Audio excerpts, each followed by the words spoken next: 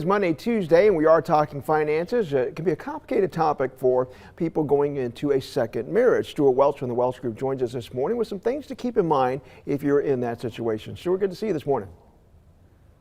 Good morning. Thanks. Hey, thanks for letting me doing it from my spring break location. This is not a fake background. A real thing. Yes, it is, and you've caught fish in that water behind you. All right, but let's talk about that. Obviously, this can create situations that can become complicated financially if you don't talk about it ahead of time. Yeah, so I think particularly in second marriages where it's later in life, they're adult children. Most times those people come into the marriage, they both have assets. A lot of times they both have income, but rarely is it equal. Typically somebody will have a lot more than the other. And I think part of it is the courtesy of the conversation. Maybe it's assumed that the person with the most income or the most assets is going to pay for virtually everything. And maybe that's the way that it ends up. But I think you want to have the courtesy of a conversation between that couple. You want to do it in a really relaxed atmosphere. And you might end up in the exact same place, but I think the person that has the more assets really appreciates having the conversation and being part of the answer, coming up with the answer for that. I want to get through these quickly for folks because I do have a follow-up question, but you know, that also includes, okay, who's going to pay for what?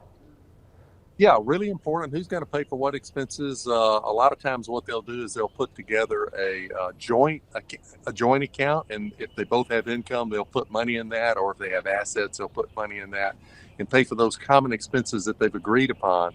And then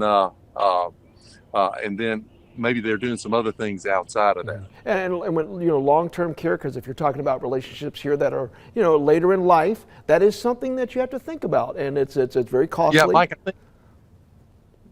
I think this is the big one. The long-term care. My mother died of Alzheimer's, and I watched my dad take care of her for years, and it was very arduous. There was a lot of effort in that. And I think particularly there, you want to have a conversation. Is it going to be that spouse that's going to take care of that ill spouse, or is it going to be that ill spouse children? And I think two aspects of that you want to talk about, both the actual care and also the financial aspects, because as you know, this can cost hundreds of thousands of dollars. And my follow-up question, unfortunately, is going to take an entire different segment that you'll rejoin us at some point. And I think a lot of people have some questions about, you know, what happens to their inheritance? How can they protect that for their adult kids if they get married to another partner? And obviously, those are some important conversations to have, both in person and with legal experts. All right, Stewart Welch from the Welch Group joins us. We do appreciate that.